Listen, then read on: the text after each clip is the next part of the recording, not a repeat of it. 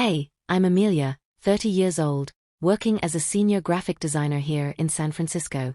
Everything exploded with one simple text from my brother Caleb: "No room for you at New Year's in Vail this year." I just replied, okay. 1 hour later, Mom posts the ultimate shade on Instagram, a photo of 6 happy faces plus our golden retriever buddy sprawled by the fireplace in their Utah rental. Caption: "Our perfect little crew ringing in the new year." That empty spot on the sofa? It screamed louder than words ever could. Likes rolled in from relatives who'd skipped every big moment in my life, each one twisting the knife deeper. Caleb jumps in the comments: "Don't overreact." Too late. The fuse was already lit. If your siblings ever shut you out of a family tradition with a casual brush-off, smash that like button right now. This family's about to go nuclear. This wasn't the first time they'd pulled this. It all started when I turned 16. Every single New Year's, my parents planned these epic trips, and always found a way to leave me behind. First, a Bahamas cruise.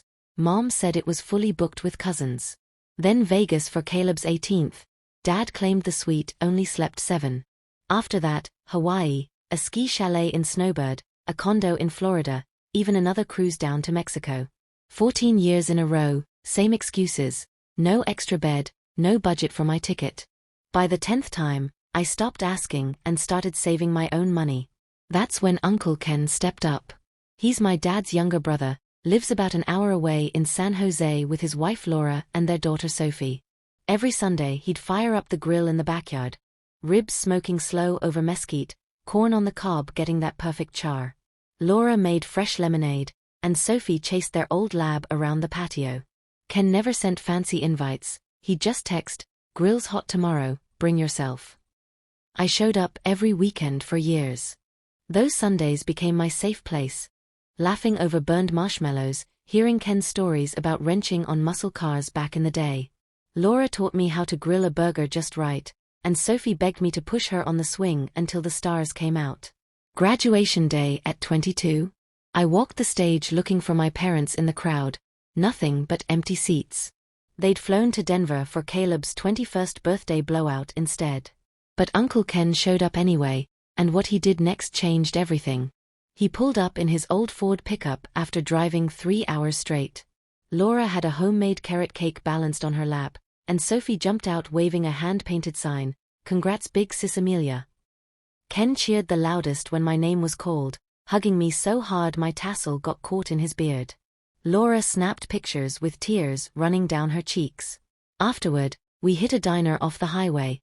Ken bought everyone milkshakes to celebrate. Sophie smeared whipped cream on my nose and called it official grad makeup. On the drive home, Ken drummed the steering wheel to old rock songs and never once mentioned why my parents weren't there. He just said, "Proud of you, kid. Always will be." That cake tasted better than anything from a fancy bakery. Fast forward to right before Christmas. My bonus drops, $25,000 straight into my account for landing a massive client. I'm staring at my phone in shock, and suddenly I'm done sitting on the sidelines. I jump on a luxury rental site and find this incredible cabin in Lake Tahoe, ski-in/ski out, private chef, hot tub under the stars, even private fireworks for midnight. I book it on the spot, heart racing. 3 weeks earlier, I called Uncle Ken from my office parking lot: "Clear your schedule for New Year's, no questions." He laughs and says they're in. I send the link. Laura replies with a million heart emojis and a voice note: "You're spoiling us way too much." New Year's Eve morning, I pick them up at dawn. Ken loads the bags while Laura buckles Sophie. At the airport, I hand over first-class tickets. Sophie's eyes go wide: "We're flying like movie stars." On the plane, Rayol glass orange juice, warm towels, the works.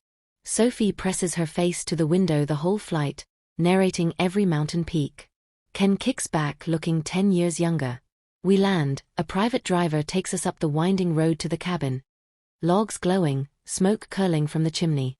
The chef greets us with hot cider. Sophie races straight to the hot tub. Ken whistles at the vaulted ceilings. Laura runs her hand over the kitchen island like it's a dream. That first night, we're soaking under falling snow, city lights twinkling way below. Life felt perfect, until my phone started blowing up with something that would turn our dream trip into a viral nightmare. We're out on the slopes, Sophie's nailing the bunny hill, when my phone won't stop vibrating. It's an Instagram notification. My nephew Miles posted a video. It shows their fancy dinner table in Vale, Mom dishing out potatoes, Dad carving the roast, Caleb raising a glass. Then the camera pans to an empty chair at the end, pillow all fluffed up. Text overlay, family New Year's, one seat always empty. Miles whispers in voiceover, guess who ditched us for her own luxury getaway? Sad music, dramatic zoom, cut to black. Already hundreds of thousands of views. I watch it again and again as the numbers climb. Comments explode, strangers tagging friends, popcorn emojis everywhere. Caleb starts calling nonstop, 19 missed calls. I finally listen to one voicemail, his voice cold and angry. You're making us look terrible. Take it down or explain yourself. No Happy New Year, nothing. I scroll the comments. Vanessa, Caleb's wife, has the top pinned one. Some people always need to be the center of attention. Likes piling up from Mom's friends. By evening, the video's at over 1 million views. Local news picks it up. Strangers are debating who the mystery sister is. Back at the cabin, we're drinking hot cocoa when Caleb calls again. Same threat. I forward it to Ken. He listens, jaw tight, and just says, he's a kid. He'll learn. Vanessa posts more, claiming they tried to include me years ago. Total lies. I almost respond, fingers flying over the keyboard, but Ken stops me, not worth it. We shut off the phones and watch the private fireworks instead. Sophie waving sparklers, writing her name in light. For a moment, everything's peaceful. But the next morning, an email lands in my work inbox that crosses every line, and drags my job into the mess. Subject line, Family Matter, Urgent. From Vanessa, with HR copied. It's a bullet point list twisting childhood memories to paint me as the problem kid, the reason the family fell apart. Ending with, we've tried to include her. Please stop making us the bad guys. HR sends the standard, thank you for reporting reply. I'm shaking as I forward it to my personal email. Caleb calls immediately, Vanessa told me about the email. I cut him off, let's go over the real history. I list every trip, every year they left me out, 14 in total.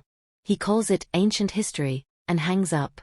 Ken brings me coffee, reads the email, and shakes his head, textbook scapegoating. They need someone to blame to feel good about themselves. He points out the ridiculous examples. Like me not sharing a crayon when I was 8. Vanessa sends another email, this time to my personal address, inviting me to a grown-up talk on Zoom. Ken snorts, so they can record and edit it however they want. I decline. Caleb texts, the email was too much, call her. I reply, I've given 14 years of slack. I'm done. He responds, you're burning bridges. I switch to airplane mode. We build a massive blanket fort with Sophie instead, tunnels across the living room, flashlights dancing on the walls. For a few hours, the drama disappears. But Ken warns me, they'll escalate. Your dad will probably show up next. And sure enough, the first day back at work after the holidays, there he was, waiting in my office lobby like he owned the place. Dad stands by the reception desk in his khakis, holding a red envelope like a weapon. Security's already watching. I step off the elevator with my coffee, and our eyes lock. We need to talk, he says loud enough for everyone to hear. Co-workers pretend not to stare as they hurry past. I walk up, this is my workplace. He thrusts the envelope at me anyway. Inside, a pre-written family apology letter with a blank line for my signature. Sign this, post it in the group chat, and end this nonsense. The letter repeats all of Vanessa's twisted stories. I tell him no. His voice gets louder, you're embarrassing your mother. You're stressing Caleb out at work. Either apologize publicly or we're done. The receptionist calls security. 2 guards show up. Dad refuses to leave until they gently escort him out. The card flutters to the floor. I pick it up, tear it in half, and drop the pieces in the trash. He yells as the elevator doors close, you'll regret this. Upstairs, everyone's whispering. Someone even live tweeted the whole thing. HR emails asking me to report any more contact. 20 minutes later, Uncle Ken walks through the doors in his work boots, carrying a toolbox and a sleeping bag. He nods at the receptionist, here to check on my niece. He reviews the security footage, prints stills, just in case Dad comes back. My boss offers a private conference room. Ken says no. He sets up right in the lobby, visible to anyone walking in. He stays all day, even overnight on the couch, brewing bad coffee at 2 a.m. and telling the night guard stories about carburetors. Dad texts once, "Saw your uncle there. This isn't over." But he never shows again. HR closes the case. I thought that was the end of the confrontation, but the real consequences were just starting to hit everyone else. Come spring, the fallout lands hard. Caleb's performance review in March tanks. His boss plays Miles's viral video in the meeting. Sales numbers down because of the distraction. His bonus gets cut in half. He sends me the screenshot, but I leave it on read.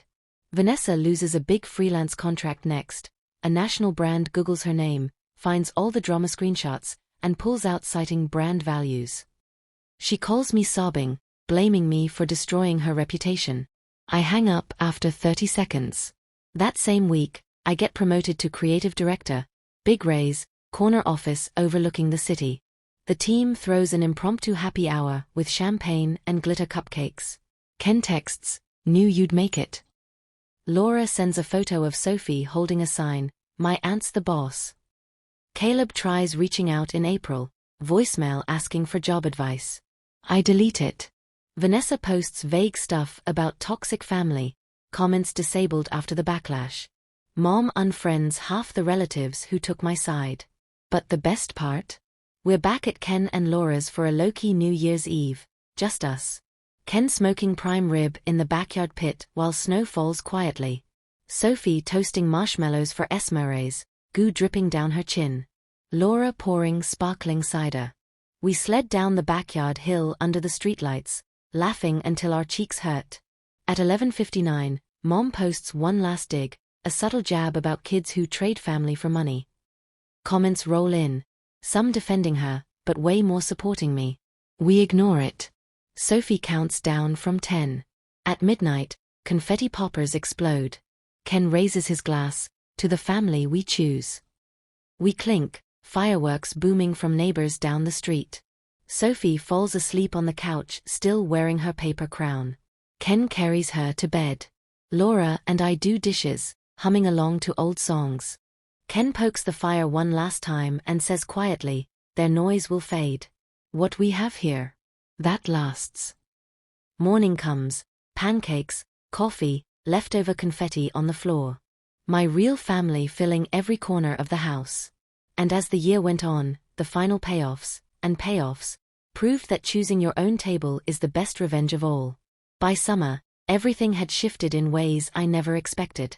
My career was soaring, new clients pouring in, team looking to me for direction, revenue numbers through the roof. I framed the first-class boarding pass from Tahoe and hung those graduation flowers in my new office. The biological family's world kept crumbling. Caleb's job search dragged on. He even tried calling from a blocked number for advice. Deleted. Vanessa's online presence turned quiet after too much backlash. Mom blocked and unblocked relatives depending on who agreed with her that week. Meanwhile, Ken threw a barbecue to celebrate my promotion. Sophie wore a tiny apron helping grill corn. Laura baked a huge sheet cake iced with director level unlocked. We ate under string lights. No drama, no empty chairs, just easy laughter and second helpings. Looking back, the lesson hit me clear as day over those ribs. Real family earns their seat at your table, even if the dog takes one too. That empty chair in their photo wasn't my loss. It was my freedom. I filled my life with people who showed up, who celebrated me without keeping score. And as another December rolled around, I knew exactly how I'd spend New Year's. No fancy cabin this time, just backyard fireworks, Esmeralda, and the people who chose me right back. If you've ever walked away from toxic family and built something better, drop a heart in the comments. You know that peace is priceless. Thanks for watching my story. Sometimes the best glow-up is the one where you finally stop begging for a seat and build your own damn table. What would you have done in my shoes? Let me know below, and if this hit home, share it with someone who needs to hear they're not alone. See you in the next one.